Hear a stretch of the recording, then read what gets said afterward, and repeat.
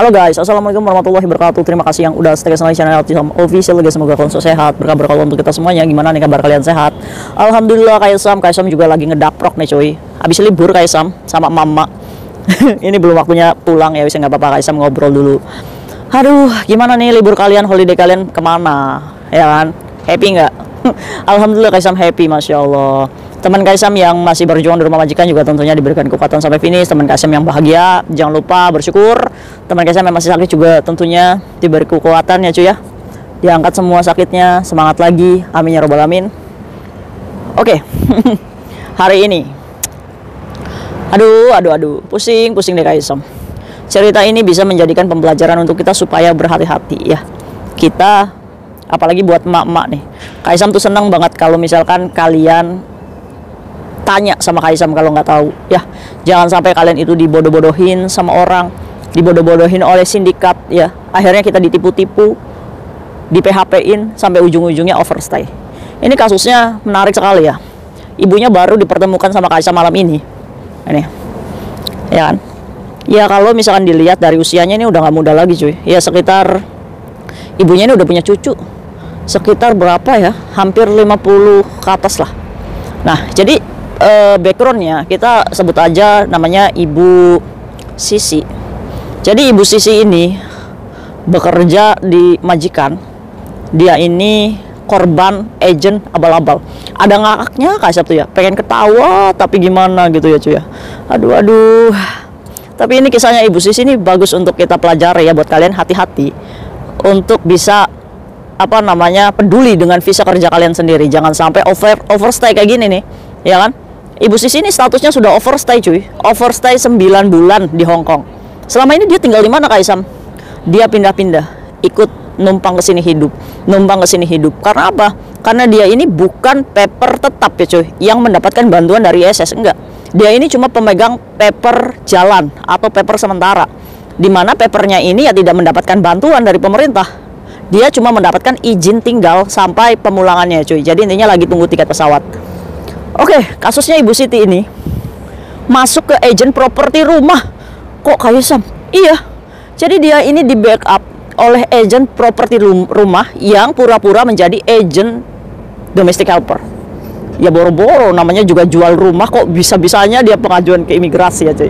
Tapi si Ibu Sisi ini dipekerjakan di rumah majikan. Dalih-dalihnya tunggu visa. Nyata-nyatanya si Ibu Sisi ini curiga, kok 4 bulan visanya nggak turun-turun. Akhirnya dia tanyalah ke imigrasi cuy. Jawabannya apa? Nggak ada berkasnya Ibu Sisi yang diajukan untuk pengajuan visa domestic helper. Akhirnya apa? Overstay. Sedangkan kerja sudah di majikan itu 4 bulan. Iya kan? Akhirnya karena takut, si Ibu Sisi ini kaburlah tuh dari majikan yang itu, yang dia kerja tanpa visa tersebut, yang dimasukkan oleh agent properti tersebut. Nah, jalannya dari mana nih Ibu Sisi bisa nyampe ke agent itu? Jalannya ketemu sama teman lamanya. Ini teman lamanya kurang ajar ya. Mana bisa ini agent properti buat ngurusin domestic helper? aduh lagi. Tapi cuy, banyak nih yang ngomong, tapi kok ibunya nggak selektif banget Kaisam? Emang ibunya nggak tahu informasi apa? Kalau dilihat dari fisiknya, ini udah bukan muda lagi cuy. Nah maka dari itu nih, jangan lugu-lugu banget ya buat mama ya teman-teman Kaisam yang udah menua. Kaisam itu menghina sekali. Enggak apa-apa ya. Yang penting semangatnya tetap muda ya kan. Oke, gimana sih perjalanan kisahnya Ibu Sisi? Ayo simak cuy, supaya kalian itu jangan kejebak ya. Oke, Ibu Sisi bekerja dengan majikan, dimana dia menjaga kakek. Kakeknya semakin menua cuy. Akhirnya si Ibu Sisi ini, kakeknya, Sisi, ini si Kungkung mau saya tempatin nih Pantai Jompo. Jadi kamu cari majikan lagi ya. Menurut dadanya nih yang ngejeng dia. Hoa gitu kan. Akhirnya si Ibu Sisi ini mencarilah tuh agensi untuk proses majikan baru. Ketemulah tuh dengan teman lamanya. Lagi kemana nih kamu? Saya mau cari majikan ini. Ya udah, ayo saya kenalin nih. Ya kan? Ketemulah dengan salah satu agensi ini yang ada di Zone 1. Nah, salah satu agen ini menawarkan pekerjaan untuk menjaga kakek lagi. Langsung dong, terima dong, iya kan? Akhirnya diproseskan tuh, Ibu Sisi berdalih-dalih diproseskan. Lembaran kontrak kerjanya ada, tanda tangan. Akhirnya Karena si Ibu Sisi ini apa namanya di notis sama majikan ya untuk cari majikan lagi ya kan, yang tanda tangan kan bukan kakeknya gitu yang panti jompo. Nah, termasuknya kan di notis ya, di termination ya kan, tanpa ada surat finish kontrak atau difinishkan nih. Apakah bisa Kak Isam padahal kasus itu bisa difinishkan? Ya bisa saja kebijakannya ya kan, karena yang dijaga sudah di panti jompo sehingga majikan bisa memfinishkan cecenya. Tapi si Ibu Sisi ini nggak minta surat finish dari majikannya ya kan, karena si Ibu Sisi ini sudah mendapatkan majikan baru. Akhirnya jadwal untuk pergi dari majikannya setelah hak-haknya terbayar nih, keluarlah tuh Ibu Sisi dari rumah majikan lamanya. Datanglah ke agen properti tersebut coy. Agennya itu pinter acting. Ini Kak Isam lagi nyelusurin agennya ya. Saya punya kartu namanya, cuma ini bingung nih mau dikasusin atau enggak ya, karena kasusnya udah lama curus 9 bulan ya kan. Akhirnya si Ibu Sisi ini ditempatkan tuh di rumah agen itu. Akhirnya agen ini menempatkan ke Ibu Sisi, alasannya gini, Sisi, kamu ini kan, ini orang Hong Kong ya cuy ya, kamu ini kan apa namanya tunggu visa ya. Nah, ngomong sama Ibu Sisi ini nih difinishkan, jadi bisa tunggu visa di Hong Kong cuy. Akhirnya si Ibu Sisi ini dikerjakan di majikannya. Sisi, majikan kamu tuh pengen kamu tuh kerja dulu, nggak apa-apa ya, supaya kamu juga dapat gaji ya kan. Ya udah ya kan, lagi-lagi namanya juga emak-emak ya, nurut aja daripada nganggur ya kan. Akhirnya kerjalah tuh di majikan barunya. Memang bener cuy, jaga kakek di situ. Apakah dibayar Kak Isam? Dibayar, 1 bulannya 4730. Oh iya, lupa, ternyata agen properti tersebut bisa memberikan kontrak kerja ke Ibu Sisi. Ternyata dia juga bekerja sama dengan agensi domestic helper. Ya kita nggak tahu ya apa nih yang dilakukan. Kalau misalkan dibilang penipuan, ini udah penipuan sih cuy, membodoh-bodohi Ibu Sisi yang nggak tahu informasi. Akhirnya termasuknya Ibu Sisi ini bekerja sebelum visa kerja turun ya. Nah, hati-hati nih buat kalian yang disuruh bekerja di majikan, hati-hati ya sebelum visa kalian turun. Apakah itu boleh Kak Isam? Ya nggak boleh lah. Jadi kalian tunggu visa dulu, visa turun baru masuk ya. Jangan, kalian harus menolak ya, walaupun majikan seurgen apapun. Tenang majikan, sabar, tunggu visa ya kan, jangan pengennya cepet-cepet aja ya kan, tapi lebih ke hati-hati ke kitanya. Takutnya imigrasi survei itu di majikan baru, pas di ting-tong kalian yang keluar, gagal turun nanti visa kalian ya kan. Hati-hati nih kalian ya, jangan mau kerja dulu di rumah majikan sebelum visa kalian turun ya. Oke, setelah itu Ibu Siti 4 bulan ini merasa curiga, bos kok visa saya nggak turun-turun ya kan. Katanya majikannya itu apa namanya, dauso itu lapor. Jadi majikannya ini yang ditinggalin ini yang 4 bulan ini mengajukan laporan ke imigrasi yang katanya tidak mau sama Ibu Sisi. Akhirnya si Ibu Sisi ini curiga ya kan, kata temennya nih, bukan temen yang mengenalkan ke agen properti ini ya cuy. Jadi temennya itu ngomong, udah kamu pergi aja lah dari rumah itu, kita tanya sendiri ke imigrasi ya kan. Akhirnya Ibu Siti ini tanyalah tuh ke imigrasi cuy. Paspornya ini masih ditahan sama majikan yang barunya ini, yang visanya katanya belum turun. Nah, tanya ke imigrasi, Ibu Sisi ini ya udah menua ya cuy, kasih ayat Sam juga iba sekali ya. Akhirnya si Ibu Sisi ini naik ke imigrasi, tanyalah tuh di 4 tempat imigrasi dan dicek datanya. Ternyata dari 4 bulan lalu setelah pemutusan kontrak dengan majikannya itu tidak ada data atau berkas yang dimasukkan oleh agensi. Kurang ajar ya. Akhirnya apa? Akhirnya imigrasi, loh kamu tuh nggak ada datanya di sini, kamu nih udah overstay katanya. Wah, ini nggak bener nih, mana paspormu? Akhirnya kan, karena Ibu Sisi ini melapor ke imigrasi, mengecek datanya karena curiga. Akhirnya imigrasi ini minta paspor. Akhirnya Ibu Siti ngomong lah tuh sama pemegang paspornya, karena ketakutan mungkin ya. Akhirnya dikasih lah tuh paspornya. Dikasih paspornya ke Ibu Siti, akhirnya diserahkan ke imigrasi. Dan imigrasi menyuruh Ibu Sisi untuk ke Kowloon Bay. Itu artinya apa? Itu artinya Ibu Sisi harus menyerahkan kasus overstay-nya. Diduganya imigrasi ini ngomong sama Ibu Sisi, selama ini kamu tinggal di mana? Pastinya ya kan. Mungkin karena lempeng.com nih Ibu Sisi mengatakan bahwa saya tinggal di situ. Ya kan? Akhirnya apa? Akhirnya si Ibu Siti ini disuruhlah ke Kowloon Bay. Ya, lantai 5. Itu berarti anak overstay untuk menyerahkan diri. Akhirnya Ibu Siti ini karena pengen pulang ya cuy ya. Sejauh ini tidak pernah bekerja kecuali di majikan yang tadi itu, yang di PHP ya. Akhirnya Ibu Sisi ini ke Kowloon Bay itu diberikan paper jalan, di mana paspornya sudah ditahan oleh imigrasi dalam proses deportasi. Yang artinya Ibu Sisi ini diberikan paper jalan adalah paper izin tinggal di Hong Kong sementara ya cuy. Ya nggak tahu sampai kapan, ya kan? Karena tiket pesawat ini lagi ngantri, otomatis dampaknya Ibu Sisi ini jadi terlantar hidup di luar. Ini overstay yang tidak diinginkan ya cuy. Overstay yang tidak diinginkan. Apakah ini korban? Termasuknya korban. Korban ketidaktahuan informasi kita. Akhirnya apa? Akhirnya Ibu Sisi ini ya maaf ya cuy ya, gelandangan di luar. Tapi Ibu Sisi ini nggak minta-minta sama orang. Ibu Sisi ini nggak bekerja ilegal, enggak, karena dia ini memang nggak niat kabur cuy. Karena ketidaktahuan informasi aja sebagai pekerja migran. Sangat sayang sekali ya. Terlunta-lunta hidup. Sampai 4 bulan berjalan ini sebagai tahanan luar imigrasi. Karena saat penungguan pulang ya cuy ya.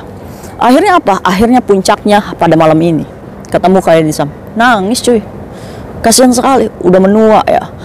Terus Kaisam ngomong, apa yang dirasakan ibu? Sedih kakak. Terus selama ini ibu di mana?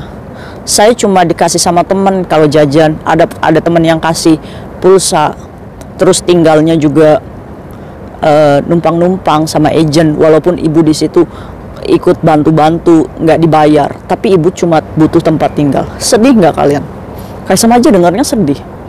Nah, terus kenapa ngubungin Kaisam malam ini? Karena ibu nggak punya tempat kakak. Kalau dia menghubungi organisasi, apakah organisasi mau menerima? Dia anak overstay, ya mungkin menerima ya, mungkin menerima sih, tapi harus proses prosedural ya pastinya. Akhirnya apa yang ibu butuhin? Ibu cuma butuh support katanya, butuh tempat, terus butuh doa supaya cepat dipulangkan, ya kan? Makan aja udah nggak nafsu ya cuy ya. Tadi aja Kaisam ajak makannya itu nggak nafsu, ya kan? Udah bu, nggak usah khawatir ya. Akhirnya Kaisam itu ingat 1 bulan yang lalu, di mana ada orang Indonesia yang tinggal di Hong Kong. Itu nggak tahu ya, mungkin tangan Allah ya. Ya mungkin ini jawaban kenapa dia bisa menghubungi Kaisam waktu itu, menawarkan sebuah bantuan. Tapi pada waktu itu Kaisam memang belum butuh bantuan. Akhirnya Kaisam itu ya, iya kakak, nanti insya Allah kalau ada yang membutuhkan Kaisam pasti hubungi, ya kan? Akhirnya ini, hari ini ada yang butuh tempat. Jadi mbaknya Indonesia ini mungkin menikah dengan orang Hong Kong ya. Dia punya tempat di sini, menawarkan Kaisam kalau misalkan memang ada mbak yang diusir dan Kaisam nggak ada tempat, insya Allah saya bisa bantu. Jangan sungkan hubungi. Nah ini kun fayakunnya ibu nih mungkin ya, atas doa-doanya dia selama ini. Akhirnya Kaisam itu langsung hubungi, boleh nggak saya titip ibu ini? Boleh Kaisam dengan senang hati. Allahu Akbar, alhamdulillah. Iya kan? Akhirnya ibunya sekarang sudah tinggal di Causeway Bay sana. Nanti tanggal 15 dia harus wajib lapor lagi ke imigrasi. Nanti mungkin juga itu jatuhnya di hari Senin. Mungkin Kaisam bisa dampingi. Ya kita nggak tahu ya cuy ya. Ya mungkin aja nanti Kaisam dampingi. Coba Kaisam ngobrol sama imigrasinya, menjelaskan bahwa dia itu nggak punya tempat. Ya mungkin saja ini apa namanya beruntung ya. Kita doakan saja semoga tanggal 15 ibunya mendapatkan tiket pesawat. Amin ya rabbal alamin. Ayo cuy, kita doakan ya, semoga ibunya ini bisa mendapatkan tiket pesawat di tanggal 15. Amin. Ya, Kaisam hanya bisa membuka nih. Ayo kalian berdonasi doa. Semoga ibunya dimudahkan mendapatkan tiket pesawat segera turun ya cuy ya. Nggak ada yang nggak mungkin. Mungkin saja doa di antara kita adalah doa yang paling dirindukan sama Allah, sehingga membuat ibunya nih yang lagi sakit hatinya ya cuy ya bisa pulang. Amin. Kun. Amin. Amin. Bismillahirrahmanirrahim ya cuy. Oke, kita bahas kasus ini. Pelajarannya banyak. Kalian kalau lagi tunggu visa, nih posisinya nih, ibunya ini kan ditipu-tipu nih sama agensi bodong ini kan. Kalau misalkan ibunya statusnya difinishkan, padahal majikannya ini menotis, otomatis termination. Kalau sudah terjadi termination, apa yang terjadi?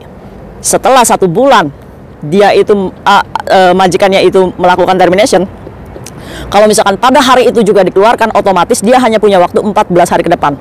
Tapi kalau misalkan dia dikasih tahu 1 bulan, bulan depan kamu keluar ya, otomatis dari 1 bulan itu dia mendapatkan 14 tambahan, ya kan? Gitu ya cuy. Nah kalau misalkan sudah terjadi seperti itu tanpa surat keterangan difinishkan, jangan percaya apapun agensi yang ngomong kalau visa kalian bisa tunggu di Hong Kong. Berarti kalian tuh harus tunggu visa di Indonesia. Pastikan tanda tangan, pastikan kalian sudah medical check up, kalian tunggu visa di Indonesia, di luar Hong Kong. Ya coy, kecuali kalau misalkan memang ada keterangan difinishkan surat terminationnya. Ya, jadi pastikan benar-benar tuh alasan notisnya kalian yang diberikan oleh majikan itu apa. Ya kan, ada 3 alasan di mana kalian itu difinishkan. Majikan keluar negeri, majikan mengalami financial problem, majikan meninggoy. Itu aja alasan kalian difinishkan. Selain itu semuanya kalian harus pulang. Terus yang kedua, jangan pernah mau disuruh kerja dulu di majikan sebelum visa turun. Bahaya, nanti kalau ada imigrasi ting-tong kalian kena. Iyalah. Ya, hati-hati buat kalian ya. Aduh. Gimana perasaan kalian kalau kalian jadi ibu sisi kayak gini? Apakah kalian kuat? Ini termasuknya ibu sisi sudah 9 bulan cuy, ada di Hong Kong tanpa gaji yang jelas, tanpa hidup yang jelas, ya kan? Untungnya ini ibu sisi ini masih masih bisa ngobrol, ya kan? Ini tadi Kaisam lihat tuh udah mukanya tuh kosong cuy, udah nggak ada gairah hidup. Semoga kita selalu dilindungi ya cuy ya. Buat kalian semangat, tetap hati-hati untuk pastikan visa kerja kalian ya, jangan sampai kalian korban sindikat ini. Dan lebih jahatnya apa? Lebih jahatnya, agen abal-abal ini sudah mendapatkan 10.000 dari majikannya Mbak Sisi yang kerja 4 bulan itu.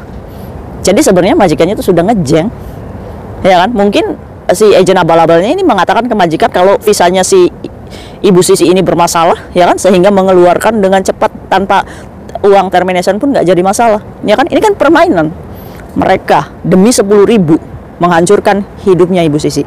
Buat kalian, jangan mau dihancurkan hidupnya oleh agen abal-abal. Oke, see you next video. Bye bye. Assalamualaikum warahmatullahi wabarakatuh. Bye.